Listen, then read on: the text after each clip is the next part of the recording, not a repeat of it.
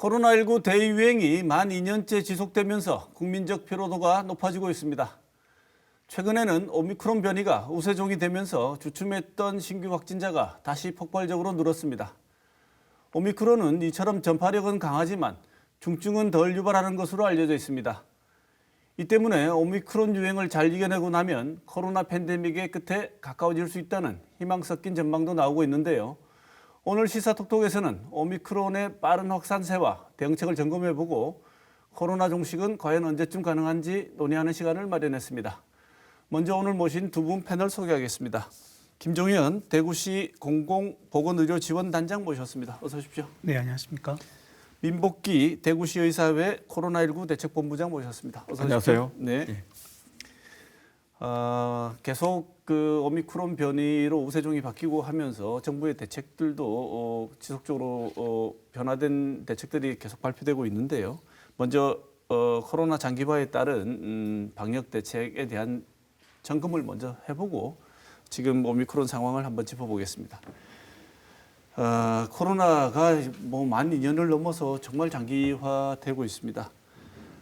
일각에서는 사회적 거리 두기 자체에 대해서 정부 정책에 대해서 많은 반발 그리고 비판적인 목소리도 있지만 또 일각에서는 지금 이나마 유지가 되고 우리가 방역을 하고 있는 게 이 사회적 거리 두기 덕분이다 이렇게 말씀하시는 전문가들도 계시고 심지어 전문가들 사이에서도 제가 볼 때는 이견이 좀 있으신 것 같기도 하고요. 오늘 두 분 어떻게 생각하시는지 먼저 정부의 거리 두기 조치 평가를 한번 먼저 여쭤보고 그다음 진행을 시작하도록 하겠습니다.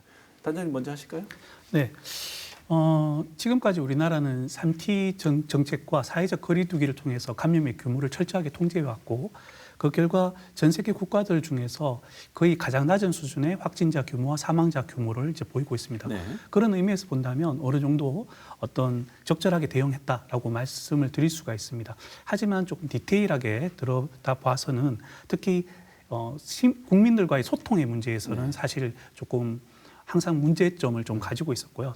특히 작년 11월 달에 단계적 일상 회복을 추진하는 과정에서 이 정책적인 목표라 과정에 대해서 국민한테 설명을 구하고 동의를 얻지 못한 상황에서 또 시작을 했고 특히 요양병원과 같은 고위험 시설에 대한 어떤 철저한 대비가 부족한 상황에서 좀 추진했다라는 부분에서 좀 상당한 혼란과 피해를 야기한 이런 부분들은 좀 문제점으로 지적을 하고 싶습니다. 네, 민복기 본부장 보시기에는 어떠십니까? 예, 김 단장님 말씀하신 대로 사실 소통 문제가 좀 아쉬운 점이 있습니다. 나머지 부분은 장단점이 있어서 사실 그 상당히 긴 내용들을 말씀드리기는 어렵지만 지금 이제 소통 부분에서는 첫 번째는 국민과의 소통에서 좀 어떻게 보면 정한 거에 대한 부분에 국민들이 다 참여하지 못했다는 부분이 아쉬움이 있고 가장 중요한 것 중에 하나는 전문가 단체와의 소통에서 좀 아쉬움이 있습니다. 대한의사협회나 병원협회 등의 이제 전문가 단체와 2년 정도를 계속 꾸준히 논의하면서 대처를 했으면 좀 더 정부의 방침이 국민들께 전문가가 다시 또 설명을 함께 할 수 있어서 좀 좋았을 건데 그게 아쉬웠고요. 그러나 지역의 지자체 입장에서 봤을 때는 이런 소통이 조금 더 원활한 것은 장점이 될 수 있었는 게 지역은 이제 감염내과나 지금 예방의학이나 호흡기 내과나 이런 전문가들의 의견을 존중하고 그다음 대구시의사회와 같은 전문가 단체와 총괄방역대책회의나 그다음에 전체 우리 실처장 그러니까 전담병원의 실처장님들과 하는 책임 보직자 회의를 통해서 모든 의사결정을 또 논의해서 결정했는 게 있고 시민들께는 범시민 대책회의를 통해서 시민 대표들과 소통했는 부분은 좀 잘한 부분으로 저희들 볼 수 있을 것 같습니다. 우리나라 방역 패스가 논란 끝에 어쨌든 정지가 됐습니다. 정지가 됐는데 과연 기본권 침해가 과도하다 이런 비판 혹은 방역을 위해서는 어쩔 수 없다 이런 얘기들이 있습니다.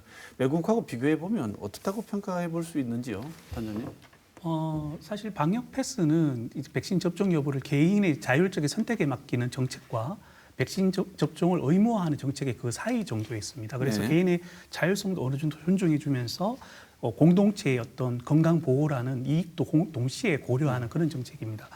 그래서 실제 그 오스트리아나 이런 국가들은 백신 접종을 의무화하고 있고 맞지 않으면 상당한 이제 과태료를 부과하는 그런 이제 강력한 정책을 네. 쓰고 있고요. 반대로 독일이나 프랑스, 이탈리아와 같은 이런 이제 유럽의 접종률이 높은 국가들은 이제 백신 패스와 같은 제도를 지금 사용하고 있습니다. 이런 국가들도 우리나라처럼 이런 기본권 침해에 대한 소송들이 사실은 발생했었고 프랑스나 독일, 미국에서는 어떤 전 국민의 생명 보호라는 가치가 개인의 자유보다 더 중요하기 때문에 백신 패스에 대한 어떤 적용은 합헌이다라는 판결을 내리기도 네. 했습니다. 우리가 어떻게 보면 딱히 그렇게 강하지도 않고 그렇다고 해서 유럽의 다른 나라들, 일부 나라들에 비하면 그래도 많이 기본권을 제약하는 측면이 있다. 네. 종합해보면 뭐 나름 구간에서 잘하고 있다 이런 평가를 하시는 겁니까? 필요는 한 정책인데 사실 그 세부적으로 어떤 일관성, 그다음에 과학적인 근거에 기반해서 국민들에게 조금 납득되어질 수 있는 그런 이 기준, 그다음에 그런 거에 대한 설명 이런 부분들이 좀 부족했기 때문에 네. 여러 가지 좀 불협화음들이 발생하지 않았나 싶습니다. 소통을 조금 더 했으면 좋았을 뻔했다. 이 정도로 정리하겠습니다. 민복희 본부장님 지금 결국은 이런 예. 문제 제기들이 많이 나왔던 부분이 예, 맞습니다. 가장 많이 나왔던 부분이 사실은 학교 다니는 아이들, 청소년 예, 방역 예, 패스 예. 문제가 제일 처음 학부형들의 불만을 예. 제일 많이 사지 예, 않았습니까? 그래서 별로 효과도 없고 그다음에 부작용이 있을 경우에는 내가 그러면 좀 괜찮지만 아이들 같으면 부모님들은 엄청 주저하게 되는 게 사실이지 않습니까? 예, 예. 그래서 소아청소년 백신 접종에 대해서 굉장히 많이 부모님들 걱정을 하시고 주저하셨는데 어떻게 보시는지? 지금 방금 이제 전체적인 거를 개괄적으로 이제 우리 김 단장님 말씀하셨다시피 선진국이나 지금 대부분 유럽의 국가들도 백신 패스 적용이 우리보다 더 어떻게 보면 타이트하게 하는 경우들도 많고 합니다. 그래서 이런 부분에 대해서 이제 국민들이 왜 이런 반발심이 나오고 뭐 이런 게 나왔느냐를 이제 우리가 되돌아보면 첫 번째 이제 소통 문제입니다, 결국은. 그래서 이게 과학적인 근거를 계속 제시하고 전문가들도 같이 나와 설명을 해주고 이해를 구해서 되어야 되는데 네. 그러지 않고 어떻게 보면 3차 접종률을 높이기 위해서 꼭 조금 압박하듯이 백신 패스를 적용한다는 느낌이 들다 보니까 이제 부모님들 입장에서는 상당히 많은 이제 문의가 이제 의료진에게도 오고 있죠. 정말 아이가 맞아야 될지 이런 부분에 대해서 사실 이러한 이제 연구에 대한 거는 우리가 굉장히 짧은 시간 내에 지금 2년밖에 안 됐기 때문에 향후에 정말 10년, 20년 후에 빅데이터가 나올 겁니다. 그랬을 때 이제 다시 이제 예전의 거를 평가하고 향후에 이제 새로운 감염에 대한 예방법이나 이런 것도 연구가 될 건데 지금 현재 시점에서는 사실 잘 이제 정부나 전문가들이 백신 접종 자체가 백신 패스를 위해서가 아니고 정말 감염을 예방하기 위해서 꼭 맞아야 되고 주변의 가족들을 위해서 맞아야 된다 이런 이제 설득과 과학적인 이제 설명이 좀 돼야 된다고 네. 생각되고요. 그런 측면에서 아마 되어야 되고 청소년 이 백신 접종은 정말 상당히 고심은 많이 해야 된다고 저는 생각을 하고 있습니다. 이 지점에 대해서 단장님 생각은 좀 다르실 것 같은데? 일단 이제 어떤 특정 연령대를 네. 대상으로 백신 접종을 맞아야 되냐 아니면 맞지 말아야 되냐를 항상 따질 때는 네. 접종으로 인한 이득과 그다음에 손해 피해를 이제 동시에 고려해서 네. 이득이 더 크다면 사실은 이제 맞아야 된다 이렇게 보통 얘기를 하게 됩니다. 근데 이제 보통 대부분의 부모님들이 생각하실 때 코로나19에 걸렸을 때 대부분 청소년은 무증상이거나 경증이기 때문에 크게 문제가 되지 않는다 이렇게 주로 많이 생각을 하셨는데요. 델타 변이 이후로 우리나라의 어떤 이 감염 유행의 양상들이 좀 많이 바뀌었습니다. 네. 지금 현재의 양상들은 이제 소아나 청소년 감염이 크게 증가하고 있고 특히 오미크론 이후에는 사실 더더욱 증가할 것으로 보이고 있고요. 실제 미국 같은 경우에도 최근에 소아 사망자가 800명을 넘어서면서 미국 이제 FDA에서 12에서 15세의 부스터를 맞아야 된다 이런 거를 이제 추가 접종을 승인을 했습니다. 그래서 다시 종합해서 말씀드리면 네. 지금 현재 소아나 청소년도 코로나19 백신을 3차까지 완료하는 게 현재의 상황들을 고려했을 때 훨씬 더 어떤 손해에 비해서 이익이 훨씬 크다. 네. 특히 본인이 기저질환이 있는 고위험군이거나 가족 중에 고위험군이 있는 경우에는 반드시 맞는 것이 좋다라고 정리를 할 수 있을 것 네. 같습니다. 자, 그러면 사회적 거리 두기 역시 상당 기간 지속될 것 같은데 단장님 거리두기에 대해서 설명을 잠깐 주실까요? 이 오미크론에 대한 어떤 아직까지 저희가 충분한 데이터가 이제 확보되지 않았기 때문에 국가적으로 정책을 내리기가 쉽지는 않겠지만 영국은 단기간에 오미크론이 확 퍼져서 이걸 통해서 어떤 집단 면역을 얻음으로써 사실 이 유행 상황을 조금 종식화하는 형태로 가겠다라는 어떤 정책적인 방향성을 결정한 거거든요. 그래서 사실 우리나라 같은 경우에 이 고강도의 사회적 거리두기를 하면 오미크론을 어느 정도 누를 수는 있습니다. 이 확진자 규모를 네. 누를 수는 있는데 대신에 이 기간이 상당히 오랜 기간 동안 이제 지속될 수가 있다는 거죠. 그래서 이런 부분에 있어서 아직까지는 이제 정부가 영국과 같은 그런 정책을 도입하기가 쉽지는 않겠지만 어느 시점이 되면 우리나라도 어떤 사회적 거리두기를 포기하고 오히려 좀 고위험 환자 관리 네. 정책으로 돌아서면서 사회적 거리두기를 완화시킬 그런 필요성도 있다고 생각을 합니다. 네. 오미크론 변이라는 게 어떤 변종인지 그리고 어떤 특징이 있는지 짧게 설명을 좀 해주시죠.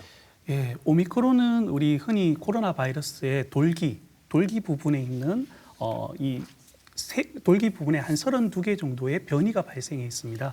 그래서 이것 때문에 오미크론이 아주 특성을 몇 가지를 가지는데요. 첫째는 기존 바이러스보다 세포에 훨씬 더 잘 달라붙기 때문에 전파력이 한 델타 변이보다 2배에서 4배 정도 증가합니다. 대신 현재 개발된 백신들은 이 돌기 부분을 목표로 해서 만들어진 거기 때문에 이 기존에 나와 있는 백신에 대한 면역 회피 능력을 또 가지게 됩니다. 이런 두 가지 이유 때문에 이제 오미크론이 폭발적인 확진자 규모가 증가로 이어질 수 있는 그런 원인이 되는데요. 대신에 이제 델타 변이가 주로 폐에서 많이 증식을 해서 심각한 폐렴을 일으킨다면 오미크론은 주로 기관지에 네. 염증을 일으켜서 심각한 폐렴을 일으키지 않기 때문에 좀 중증화율은 낮다라고 볼 수가 네. 있고 또 최근 연구 결과에 의하면 오미크론에 한번 감염되고 나면 오미크론에 대한 재감염이 일어나지 않고 네. 또 기존의 코로나 바이러스에 대한 어떤 면역 능력도 향상되어진다는 어떤 보고들이 있습니다. 네. 그래서 이런 부분들은 좀 긍정적인 그런 요소라고 볼 수 있을 것 같습니다. 네. 본부장, 민부부장 보시기에 오미크론 변이 잘 이겨내고 나면 팬데믹 끝에 다다를 수 있다. 이런 낙관적인 전망들도 꽤나 많이 나오고 있는 것 같은데 이 예상들을 어떻게 생각하십니까? 지금 현재 낙관적인 전망들이 이제 많이 나오다가 최근에는 전 세계적으로 또 약간 신중론도 나오고 있습니다. 왜냐 그러면 전체적으로 오미크론이 경증 질환이나 무증상 환자가 많지만 그 확진자가 빠른 전파 속도로 많이 확산되게 되면 그만큼 입원이 필요한 위중증 환자가 또 발생할 수가 있고 거기에 따라서 사망자도 많이 발생할 수 있어서 어떤 통계적으로 보면 이전의 유행보다는 이제 우리가 입원이 필요한 환자 숫자도 증가될 수 있고 사망자 수도 물론 비율은 적겠지만 더 증가될 수 있다고 보거든요. 네. 그래서 쉽게 생각할 수는 없고 치명률 자체도 기존의 독감보다는 이제 높은 상황입니다. 그래서 지금 현재 방역 대책을 향후 길게 볼 수도 있지만 지금 당장 1월, 2월에서는 우리 대한민국에서 특히 지금 현재는 굉장히 좀 주의하고 조심해야 될 것 같고요. 네. 그다음 확진자가 지금 갑자기 많이 발생하면 지금까지는 중앙정부에서 모든 것을 지금 해결하려는 방식을 많이 하고 있지만 그렇게 되기에는 어려움이 많이 있을 수 있습니다. 환자 집계 통계, 거기에 대한 어떤 방침을 다 내리기가 어려울 수 있어서 지역의 각 보건소 중심으로 해서 각 지자체 중심에 대응을 해야지만 빠른 대응, 그러니까 이 확진자를 빨리 찾아내고 거기에 진단에 따라서 빠른 우리가 먹는 치료 약제를 투여한다든지 재택치료 환자를 결정한다든지 이런 신속한 결정이 지금 현재는 가장 시급하기 때문에 지금 현재 2, 3월까지 정말 잘 대처하면 네. 그 이후에 어떻게 보면 좋은 또 상황이 올 수도 네. 있을 것으로 예측하고 있습니다. 이런 오미크론이라는 새로운 국면을 맞이했기 때문에 민 본부장 방금 말씀도 주셨습니다만 다른 방역 주체가 정부에서 지자체로 많은 부분이 넘어오는 등 변화가 있을 것 같은데 검사, 진료 방법은 물론이고요. 지역 방역 체계와 격리 기준 역시 변화가 있을 것 같습니다. 단장님 말씀 좀 주실까요?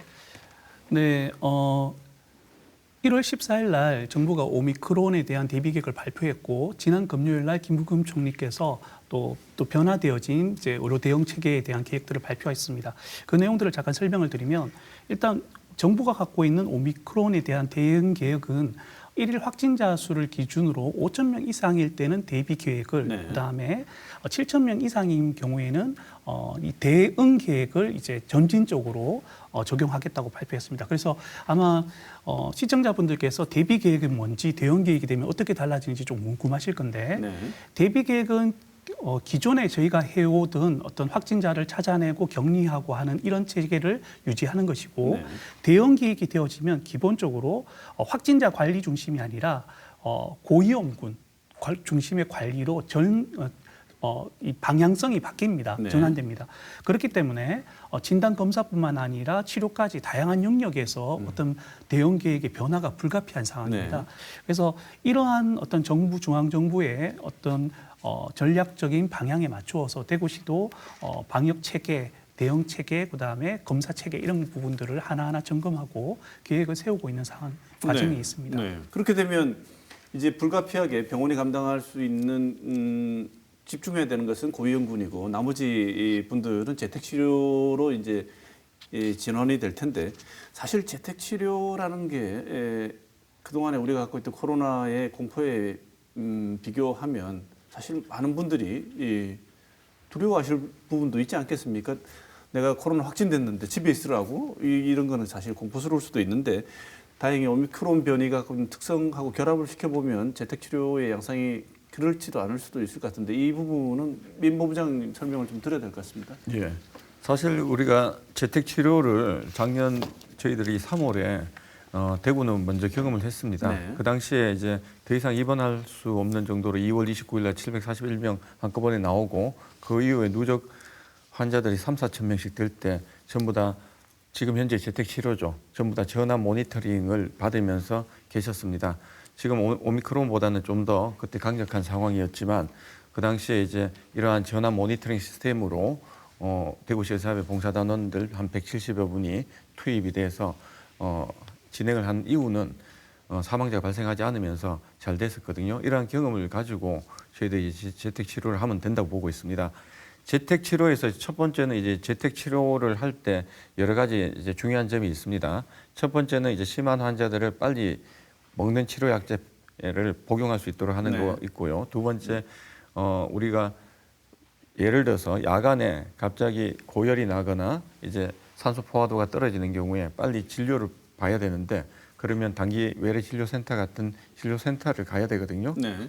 그러면 응급 의료 체계에서 구급차가 빨리 출동해서 환자를 모시고 바로 가서 이제 진료를 볼 수 있는 이런 것들이 구축이 돼야 됩니다. 이런 선결 조건이.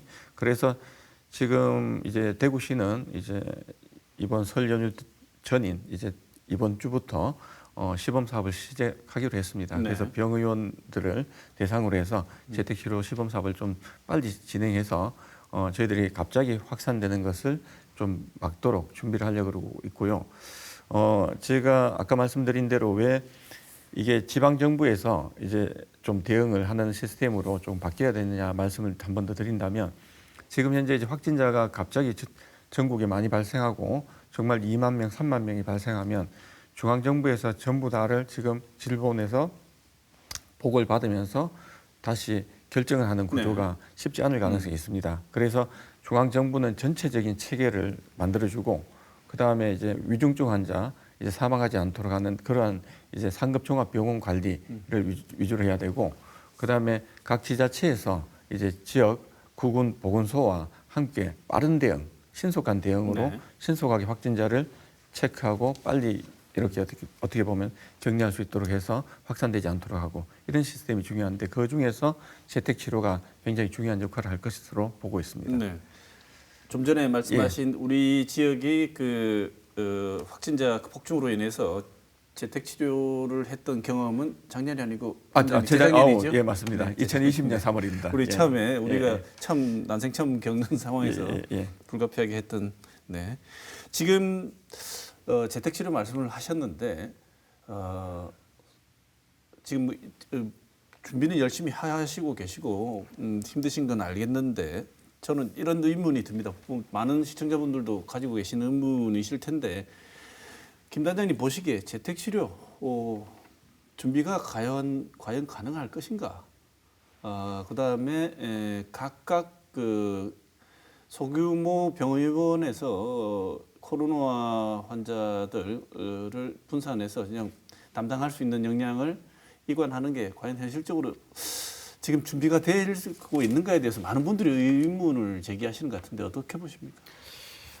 사실 이제 개인 의원 단위에서 재택 치료를 한다는 거는 이제 24시간 환자가 필요할 때 전화를 받아야 되는 그런 부담이 생기거든요. 사실은 1차 의료기관, 규모가 작은 1차 의료기관들은 이제 의료 인력이 적기 때문에 사실 쉽지 않은 문제입니다.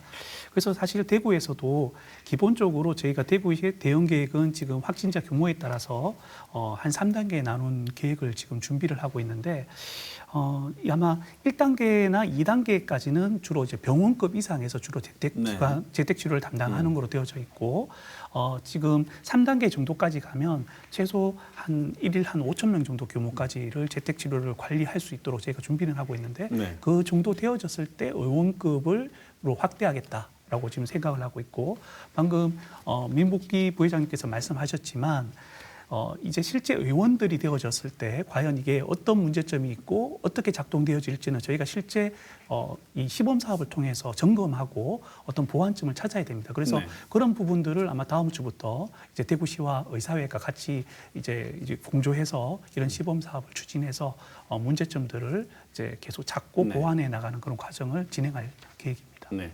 두 분 말씀은 충분히 이해하겠습니다. 왜냐하면 준비하는 쪽에서는 이런 계획을 가지고 잘 준비가 될 수 있도록 시범 사업도 하고 점검을 해서 하겠다. 이런 얘기를 해서 추진을 해야 되고요. 준비를 하고 있는 과정이니까요. 그런데 민 본부장님, 의사회 회원들의 실제 목소리는 어떻습니까? 또 다른 목소리가 있을 것 같은데요. 추진하겠다고 해서 이게 어떤 군대 시스템도 아니고 훈련 나가자고 해서 금방 전투복 입고 나가면 훈련이 되는 건 아니지 않습니까? 이 의료행위라는 것 자체가요. 맞습니다. 현장에 있는 의사회 관계자분들, 현장 의료진들은 다른 목소리도 어쩌면 좀 우려스러운 목소리도 있을 것 같은데요. 재택 치료는 이제 첫 번째는 이제 다른 시도와는 달리 저희가 재작 2년 전에 경험을 해봤기 때문에 그 부분에 대해서는 대부분 자신은 있는데 이제 제일 중요한 문제가 야간에 아까 우리 단장님 말씀하신 대로 만약에 응급콜을 받고 빨리 후송을 해야 되는데 그 부분에 대한 걱정은 있습니다. 그래서 지금 현재 야간에 빠른 후송 체계와 그다음에 가서 바로 검사를 하고 만약에 입원이 필요하면 입원을 단기로 입원할 수 있는 이 시스템을 해야 되는데 지금 현재 시의 계획은 2월부터 지금 이제 이러한 그 외래 진료를 야간에 바로 할 수 있는 곳을 2개소 정도를 개소할 예정이고 그 이후에는 확진자가 급증하면 한 4개소 정도를 해서 이 부분이 좀 어느 정도 된다면 지금 현재 아마 그 의원급이나 그다음 병원급, 의원급에서도 이제 의사와 간호사 숫자가 많은 의원급이 이제 시범 사업에 먼저 참여해서 진행할 것입니다. 그래서 그런 부분이 있고 하나는 이제 그 정부에서 발표했는 이제 항원 검사를 이제 병의원에서 하는 부분에 대한 거는 지금 서울시 의사회에서도 약간의 우려를 표명한 대로 이제 동선 분리가 안 됩니다. 작은 병의원 내과나 이비인후과에서 만약에 앞에서 바로 와서 이제 항원 검사를 하고 난 다음에 그다음 다른 외래 환자가 같은 동선에 들어오게 되면 그런 부분에 대한 걱정은 좀 있습니다. 네, 특히나 이 오미크론은 그 치명률은 낮아도 전파력은 엄청나게 세다고 다 얘기를 하는데 어쩌면 더 노출시켜 버리는 결과가 되지 않을까라고 걱정을 많이 하시고 있고 현장에서도 만약에 그런 우려를 보이신다면 환자가 폭증해가지고 이런 방식으로 바꾸자 그러는데 바꿔질 병원은 없고 정부에서는 바꾸자고 정책만 내는 이런 분리가 일어나지 않을까 이런 생각이 듭니다. 특히나 이런 병상 문제도 있을 것 같은데요. 단장님 지금 갑자기 이렇게 환자가 많이 늘어나면 비율이 아무리 낮다고 해도 입원해야 되는 사람이 늘어날 수도 있고 중증 환자 역시 증가할 수도 있을 것 같은데 병상 문제는 어떻게 됩니까? 일단 대구시는 지금 대구 관내 감염병 전문 병원들과 사실 잘 갖추어진 민간 협력 체계를 갖추고 계속해서 병상의 문제들은 계속 관리를 해오고 있습니다. 그래서 현재도 지금 3단계에 걸쳐서 계획을 세우고 있다고 아까 말씀을 드렸고 일일 최대 900명이 발생하는 규모까지는 대응할 수 있는 그런 계획을 세우고 있습니다. 그래서 3단계까지 되어졌을 때 최대 한 1248병상 정도의 감염병 전담 병상을 지금 마련하고 있고 일단 중요한 것들은 이제 이런 이 확진자 수가 늘어나게 되면 결국 이제 입원이나 이런 부분들은 그 전체적인 숫자는 늘어날 수밖에 네. 입원율은 떨어져도 네. 입원 환자의 숫자는 늘어날 수밖에 없기 때문에 이런 이 충격들을 얼마나 저희가 이제 버텨낼 수 있느냐가 지금 관건일 것 같습니다. 네. 하나 걱정되는 건 뭐냐면 우리 지역도 그렇고 대한민국 전역이 다 그렇지만 특히나 우리 지역은 초반부터 너무 힘든 상황을 넘겨왔기 때문에 의료진들의 피로감이 다른 지역의 여타 지역에 비해서도 훨씬 더 심할 거다 이런 걱정은 있거든요. 본부장님 보시기엔 지금 의료진들의 피로도나 이런 심각성은 어느 정도 된다고 보십니까? 지금 2020년 1월 아마 중순부터 대응을 했습니다. 그러니까 만 2년이 이제 넘어갔기 때문에 실제 현장에 있는 분들은 너무너무 힘들고 현장에 있는 우리 투입되는 간호사 선생님들도 만나보면 너무 힘듭니다. 그래서 이거는 의료 인력에 대한 이제 지원책과 그다음에 이런 방안을 지금 만들어야 되지 단기적으로 해결될 수 있는 부분 아닌 것 같습니다. 네. 지금 뭐 어느 지역 할 거 없이 다 그렇지만 정말 최전선에서 제일 많이 고생하시는 분들이 의료진 분들인데 그나마 한숨을 잠깐 돌려갖고 중증병동도 조금 그나마 좀 한숨을 돌렸다고 생각했는데 또 이렇게 상황이 벌어져서 걱정은 여전히 있는 것 같습니다.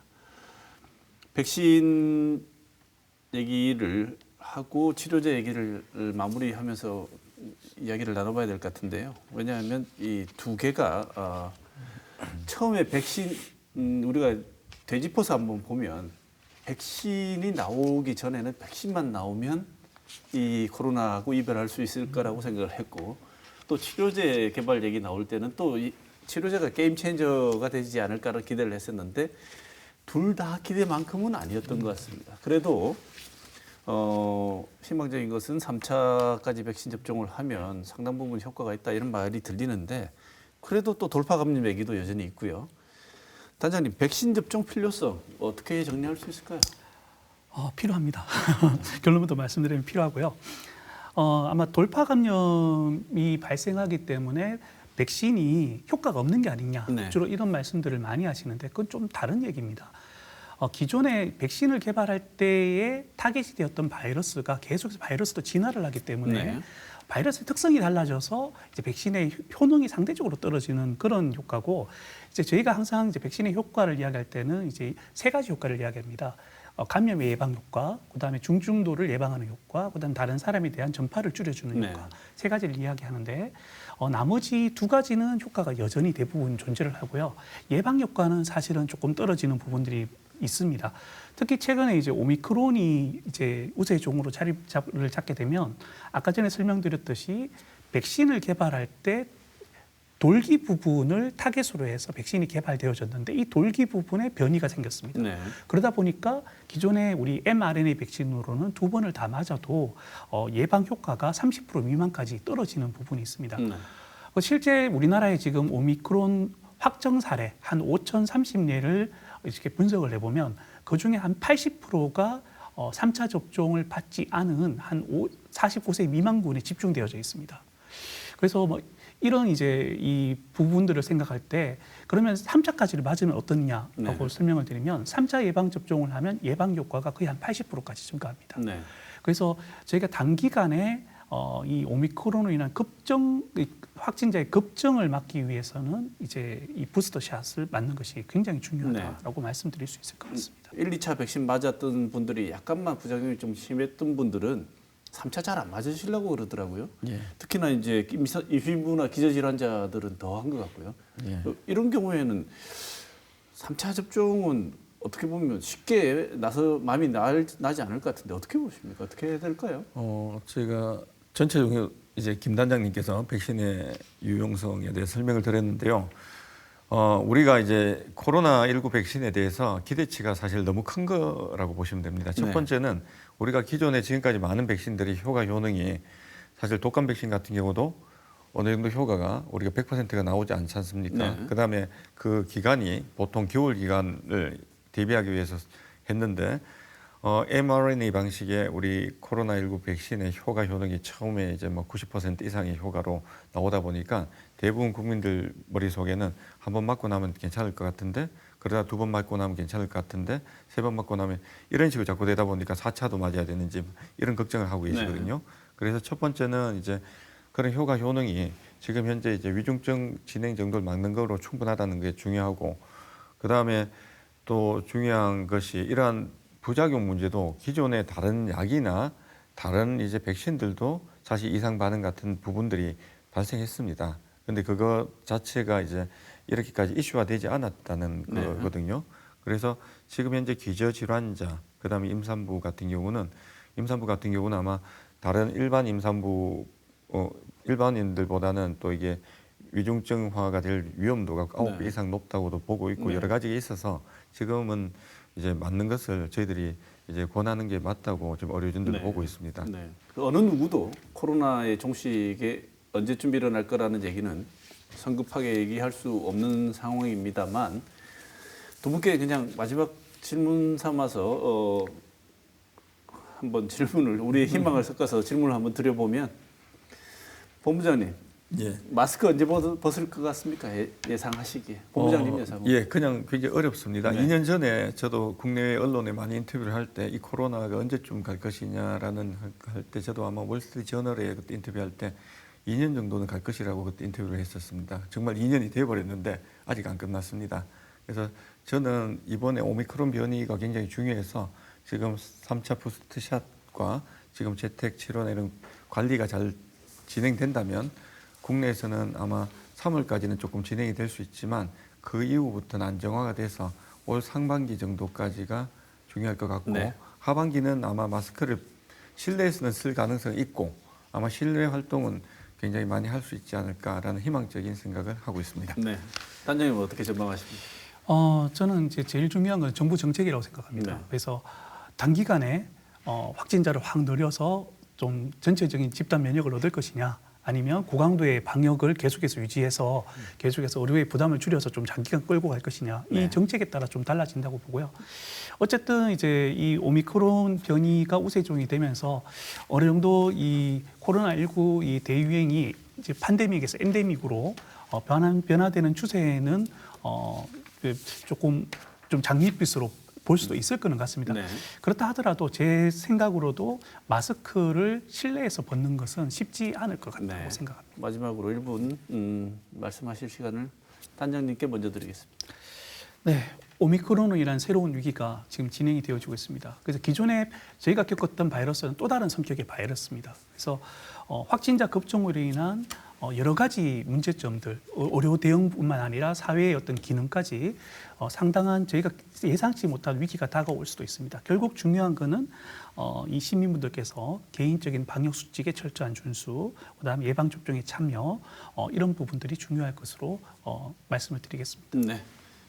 민복희 본부장님. 예, 저희가 2년 전으로 돌이켜 보면 그 당시 2월, 3월에 대구, 경북 시도민들이 너무나 마스크 쓰기나 사회적 거리두기를 자발적으로 너무나 잘해 주셨습니다. 지금 오미크론도 그때와 같다고 생각하시고 우리가 필수 의료 인력이나 사회 기반 시설의 인력들이 감염돼서 모든 것이 정지가 되지 않도록 하는 게 굉장히 저는 중요하다고 보거든요. 그래서 지금 현재 가장 중요한 시기가 2월까지인 것 같습니다. 이때 한 번 더 2년 전과 같은 대구 경북 시도민의 굉장히 잘하신 자발적 사회적 거리두기 마스크 쓰기를 한 번만 더 해주시면 감사할 것 같습니다. 네. 김종현 대구시 공공보건의료지원단장, 민복희 대구시 의사회 코로나19 대책본부장 두 분 모시고 오미크론 확산 속에서 코로나 상황 한번 점검해 봤습니다. 두 분 오늘 토론 감사드립니다. 오늘 토론은 여기서 마치겠습니다. 고맙습니다.